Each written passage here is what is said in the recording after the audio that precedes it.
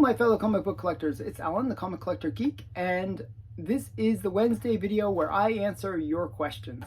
Every Wednesday I basically get you to ask me whatever questions you want, and I do my best to try to answer those questions. There's this one, it's mostly, I'm not going to show that many books. I'm going to show about, I think it's 3 books that I'm going to show, but there's a lot of really great questions in this one, and let's get into it because they're great questions. They just don't involve showing many books.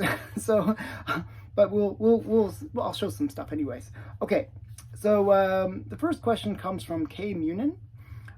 Is there a comic from that you dream of having in your collection one day? Has there ever been a comic that you regret not picking up when you had the chance? Okay, so the couple books that I'd really love to have in my collection, everyone always says Action 1, and like mine would be kind of in that level. It'd be Detective 27 or Batman 1. Those would be my dream books because I just would love to have either the first Batman or the first Joker. In theory, some people say Batman 1 is also first Catwoman, so that's another reason too. But those would be the 2 books that I would sort of say are my dream books. Action 1 would be kind of my third on that list of like dream books. Also, the movie Funnies one with the first Submariner would be another book that would be a dream book for me to have. So those are my biggest, dream. Like if I could have any book, those would be the ones that I would love to add to my collection. Now, regret. There's actually a few books that I regret not buying. One was just recently. What I do is I buy comics on my comic shop very often, but what I'll do is in order to save on shipping and to sort of delay payment, I will wait for my credit card statement to come out, and then I'll make the purchase on my comic shop. So I basically fill up my cart throughout the month, and I watch the hot lists or whatever, and I keep on adding books to this shopping cart on my comic shop. And one of the books that I had in my shopping cart, and it was there yesterday, but not today, is Detective 122, which is the first cover appearance of Catwoman. That was in my shopping cart. They had a great price on it. I think the fair market value on it was $2,700, $2,800 for the grade that they had, and they had it for $2,500. So I was like, that's really great. I put it in my cart. I was gonna check out in like another week, but it disappeared. Somebody else realized that it was a really great deal and picked it up. So that's one that I regret that I didn't purchase a little bit earlier. Actually, I was going to purchase it like a few days ago, and I would have had it, but I was like, I kind of want to finance it because there was a few other big books that I wanted to put in my cart. So I waited and I lost out on it. So that was one that I definitely regret, and it's like a very recent regret. So it keeps me up at night. I was joking. It's one that, it's like a regret. So, but there are other books. I did have an opportunity to buy a Batman 1, and not for really high price. It was $75,000, which sounds like a high price, but it was like the highest grade. It was restored. And I thought, I was a little bit nervous about buying a restored book that was such a high grade because you can have like almost like a complete Frankenstein book. So I was a little bit nervous about that. And then the other one that I kind of regret was what's it called? I always forget oh yes, Tales of Suspense 39. I have it right up there. That's why I look behind me. So yeah, Tales of Suspense 39. There was a comic shop that was going out of business, and they were selling that particular book, for cheap. And I thought, it's kind of a cool cover. but I didn't realize the significance at the time. This is going back 30 years ago. I didn't realize that it was the first Iron Man. I thought, oh, it's issue 39. It must be like a later appearance of Iron Man. I didn't realize it was the first appearance of Iron Man. So that was my stupidity. I could have picked it up, and it was like a few $100s. It wasn't even that much, but I missed out on it. So I regret that. So those would be the ones. The next question comes from Brian Smith. How secure do you feel about buying outside of eBay's money back guarantee? Do you have any advice? Okay, so one great thing about buying on eBay is that they provide a guarantee that if you don't get your book or you're not satisfied for whatever reason, that you can get your money back. You can return the book, or return, you can dispute and get your money back, which is a really nice feature. One of the things that they also had was it used to be that they were one company, PayPal and eBay. But PayPal offers the same kind of protection that eBay does, where if you buy something using PayPal, and it doesn't have to be on eBay, you get those same levels of protection. And most credit card companies actually will provide you some level of protection. So often what I'll do is I'll use PayPal with my credit card, not just pulling money from my bank, and that gives me a double level of protection. I have actually had to use that a few times where people kind of didn't do, like, either they sent me an empty box or they sent me a book that was not what it was supposed to be. And I, had to, use that protection to get my money back. That's generally my advice. Use like PayPal, or use something where you can get like some kind of protection on the transaction. PayPal is really good about that, actually. So that'd be my advice. Very simple. Keep it simple a lot of the time is the best advice. So just make sure whenever you buy from anyone, even if you have all those protections, this is just an extra bonus tip, is make sure you know that they are legitimate. I see a lot of sales on eBay where it's very obvious that these people are not legitimate, and you got to be really careful to vet anyone that you purchase from. The same happens on Instagram, where you can sometimes get, you can get some really amazing deals on Instagram, but you have to vet the people. What I'll do is I'll buy from claim sales that have like a usually like Elite Comics does a claim sale where they'll bring in other vendors. Those claim sales, I feel like I'm protected because Elite Comics is the one running them. There's other vendors that do the same thing that are like ones that I trust, and that's generally where I buy from. So always have a little bit of smarts, I guess, about about who you're buying from, and just be really careful. But having those extra protections from PayPal does help. Okay, next question comes from the Thoughtful Beggar. What do you think about the decline of the local comic book shop? And this one is kind of interesting.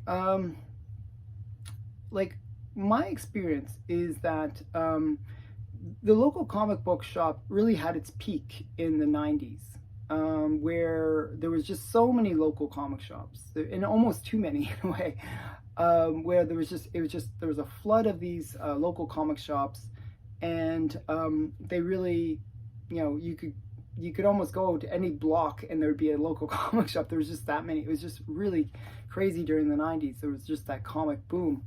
But nowadays, maybe like even like this town that I'm in now, Ottawa, there's only like 3 or 4 shops.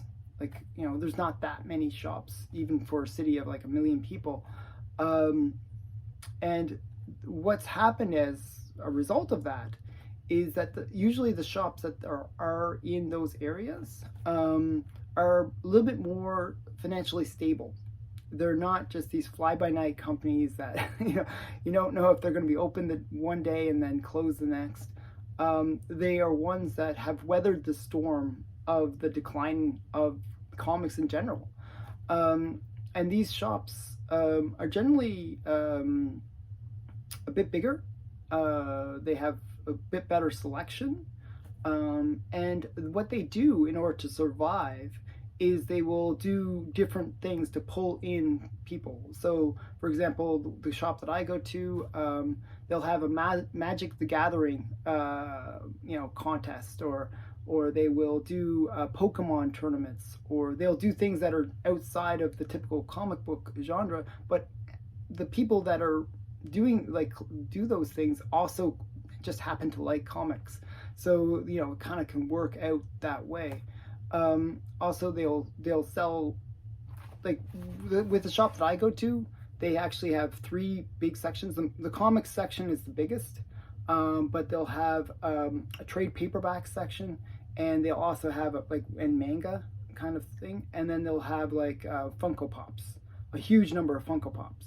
So by having that diversity of inventory, they can really maintain their business, and that's really what you want to see in a good comic shop, in a way, because you want to have a comic shop that is very dynamic and going to stay in business, because they're not just relying on comics and the strength of the comic market, which can go up and down, depending on how people feel about comics. And right now, people are a little bit wary about comics. They're not really into comics as much as they used to be, but that can change.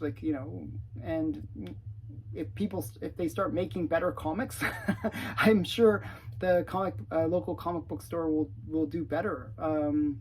But when you see that kind of diversity of inventory, you know that the shop can survive and weather those storms. So it really depends on how your shop is run. And ultimately, what I seek in a comic shop, and the reason I go to a comic shop rather than just buying everything online, is I look for that human engagement. You want to be able to talk to somebody and sort of, shoot the breeze about comics. And that's really an important part of comic collecting, I believe, because you want to have somebody else that is looking for their stuff, they're looking for their books, and you want to kind of leverage some of that knowledge.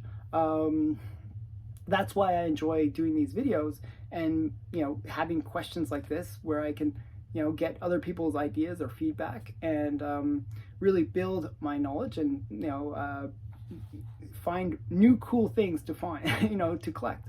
So that's one of the main reasons I actually go to the local comic shop, just to have that interaction. So I don't believe that comic shops are going to go out of the way of the dodo. I do believe that they're around to stay. So but they won't look quite the same as we remember it from the 90s, where it was purely comics and that sort of classic comic shop look, which is a shame. There is some greatness to that, but comic shops have to survive, and the only way that they can is to be a little bit more dynamic. So that'd be my feedback on that one. So the next question comes from Avra Golando, and he wrote, "What are the top 10 World War II covers you would like to have?" Okay, so I made a big long list. So this is 10 list of my top 10 World War II covers that I don't have currently that I would like to have. And one of the obvious ones would be Cap 1, Captain America 1, where he's punching Hitler. That's kind of an obvious one. And then Cap 2 and Cap 5. Cap 5 is interesting. I guess it's the first full Stan Lee story, so it's just an extra thing, but it has a cool cover with Wheel of Death and stuff like that. Another one that I'd be interested in would be Marvel Mystery 46. That's actually my favorite World War II cover. It's just this one with the crazy Hitler with a big head. It's like a big green head. I don't know why he has a big green head, but it's one of my favorites. And then Mystery Men Comics 27. And then another one that I really, really love the cover of is Thrilling Comics 41. And actually I had an opportunity to buy it and I missed out on it. I should have just pulled the trigger. But it's the one where Hitler's in a bed and it's just, and Mussolini's under the bed, and it's just kind of a cute cover. And then we got Amazing Mystery Funnies number 13, which is actually the first appearance of Hitler in comics. He's not on the cover, strangely, but he is in the comics, so it's the first appearance of Hitler. I just think that would be a cool book to have. Another big one would be Submariner 1. I think that's just, it's the first, I believe it's the first Nazi flag on a cover, and it's just a cool Submariner cover. Another one that I'd like to have is Catman 20, which is where he's strangling Hitler. It's a really great cover. I just really like that one.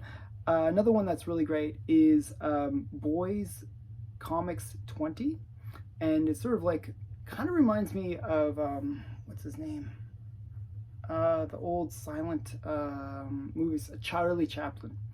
He did the one where Hitler's playing with the earth, and he's like playing with it, you know. Well, in the Boys 20 cover, it's Hitler. He's looking at a globe. He, you know, same kind of idea, but he's a little. He looks like a little boy, and he's there with Mussolini, who also looks like a little boy. And then you have all the boys, who are the main characters, jumping through the window to, you know, attack Hitler and Mussolini. And I think Tojo's there too, as a little kid too.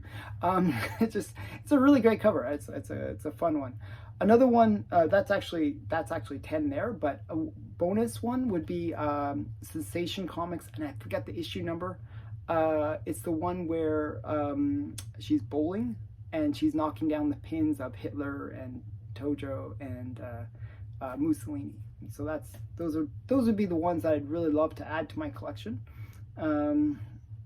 So those are the ones I'm thinking. Which Schomburg covers do you want badly in your top 10? So Thrilling Comics 41 is definitely, like, that's a Schomburg cover.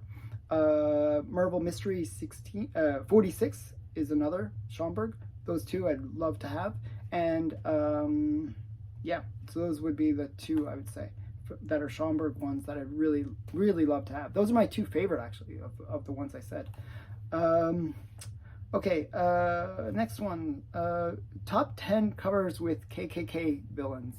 I didn't actually make a full list of KKK villain covers, but there's two that I'd love to have, and those would be Submariner 11, which is just a cool cover in general. It's where he's kind of coming out of a dragon, and there's this hooded figure also jumping at him as he's coming out of this dragon. He's holding it up, and there's a girl behind him.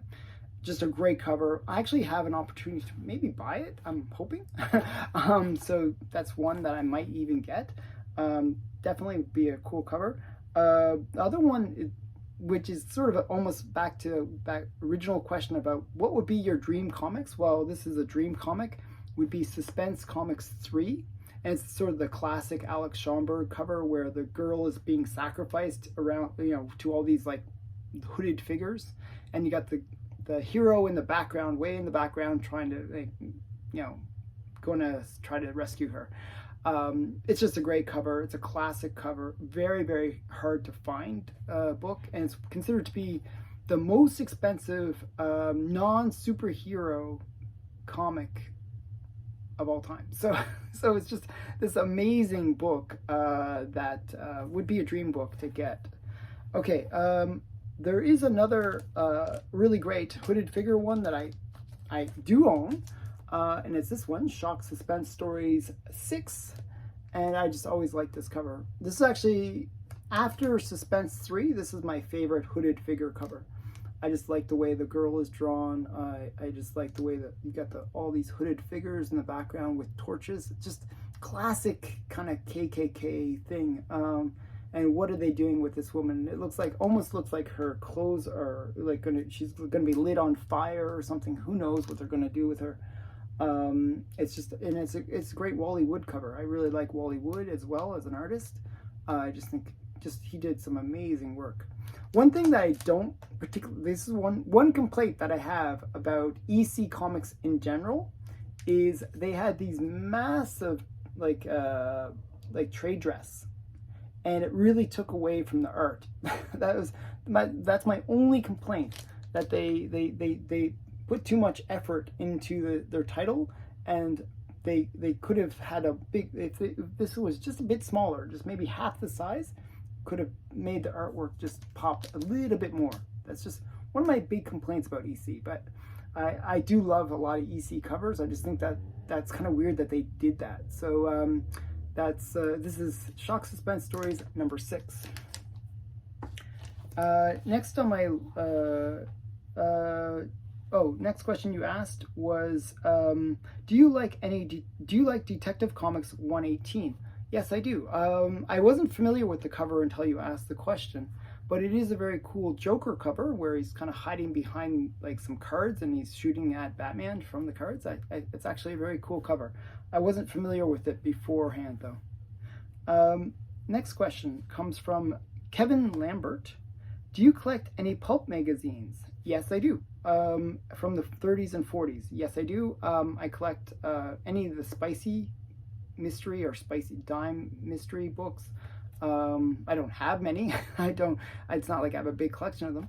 And I do collect some other pulps. Now, if you watch my unboxing videos, not this week, but next week, I will be showing some pulps that I did pick up. So I picked up maybe about 5 or 6 pulps. So you'll be seeing those in future videos. So definitely stay tuned for that. He asked also, especially Dr. Savage or the Shadow. Now, I'm not really into collecting Dr. Savage or the Shadow pulps. I mean, there are some cool covers from those titles, but I don't necessarily collect either of those 2 titles. I like more the Good Girl art covers for pulps.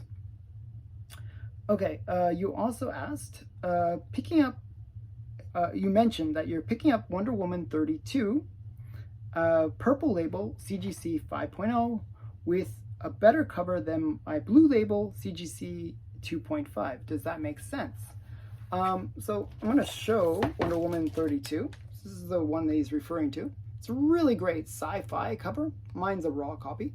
And this is one, you know, when it's this cool sci-fi cover for Wonder Woman. It's a really fun one. So it's definitely one you want to have as as nice presenting as possible, especially when it's in a slab. You know, you're not going to be able to read it. So what the restoration is, does it really matter? If you're bothered by the purple label, then you don't get purple labels. But if if you don't mind the purple label, well, you know, it's a great cover. Get it presenting as well as possible, and you might even pay less for that purple label than you did for the blue label. So I have nothing against buying a purple label. Sometimes I'll actually get that option where you get the choice: high grade purple or a very low grade, very beaten up blue label for the same price. I will always choose the purple label in that when I have that option, because I do want my books to present well. I do like seeing, like, for me, it's art that I'm collecting with a lot of these covers. I just, I really want it to be displayed well, because I'll read the books online anyways, so, and it's slabbed, so you can't read it, so it's a matter of having it present well. So definitely, it totally makes sense to me that you would do that. In a weird way, it's an upgrade too, because you're moving up. Just whenever you buy restored comics, just make sure that you're getting it for the price that restored comic sells for, and it is much less. Usually you can just say whatever the blue label is, 50%. Just take it as 50% and you're probably safe. That's sort of an easy rule of thumb. There's, depending on the level of restoration, depending on whether it can be removed, those can play factors in determining what that fair market value for the restored book is. But for example, if it's one that you can remove the restoration, and you could sort of say, okay, if I remove the color touch, for example, and it will take the book from being a 5 to a 3 by doing so. Then you sort of value it as if it was a 3. Kind of easy rule of thumb. If it's a book where there's trimming or something where it's a purple label and there's nothing you can do about it, it's always going to be a purple label, that's still fine. Believe it or not, like a lot of people say, oh, you never touch a trimmed book, but actually it's still fine. And the reason I say it's still fine is it will have a value based on being a restored book. And that value will increase as the blue labels increase. So often you can do well with buying a restored book just as well as buying a blue label book, because of the fact that, you know, it will go up just with the market. So, but you want to make sure you don't overpay for that restored book. And whenever you buy, like, this is a trick, this is what I do. You know, you always downplay the restored. Oh, it's restored. Oh, it's, you know, it's a trimmed book. You know, you got to downplay it as much as possible so that you can get the best price possible. And never pay, always make sure you pay less than 50%. That's just a rule of thumb. If you're in that ballpark, then you're probably okay. You know, there are times where it's probably like 80% that you should be paying, but try to get it to that 50%, and you're always making sure that you're sort of protecting yourself in terms of the value of that book. So just rules of thumb to think about. Okay, last question comes from my good friend Night Tiger Comics. Why would you pay double just because it's a pedigree? Isn't it just throwing money away? Seriously, it never made sense to me. Okay, so pedigrees. I actually like pedigree comics. And I'm going to show you a pedigree. I showed a pedigree last week, and that's why you asked the question, because I mentioned that, you know, I paid a little extra, well, a lot extra, for the pedigree. And I really should have clarified on that as well. There's a couple things with pedigrees. Originally, whenever we think of pedigrees, we think about the very first major pedigree, which was Mile High, the Edgar Church pedigree. And what happened was, these were books that were super high grade, just really, really high grade, that you couldn't get anywhere else. Like, you know, there was books like, you know, Golden Age books, and you'd always get like pretty beaten up Golden Age books. And when the Mile High thing came out, it was basically, wow, these books are like basically brand new looking. And that was one of the reasons why the pedigree commanded so much money, was there was nowhere else where you could get those high grade books. So often the case is the highest grade books within any of these Golden Age books are the pedigree copies. So you're paying a premium for not only the fact that it's a pedigree, but it's a very high grade book. So there's a bit of a caveat to the fact that the people pay those premium prices. But another thing that happens with pedigree, and one of the reasons why I like certain pedigree books, and this really was something that is a more recent phenomena that happened with the Promise collection. And what happened with the Promise collection was there was a lot of hype. It was probably the most marketed pedigree in recent time,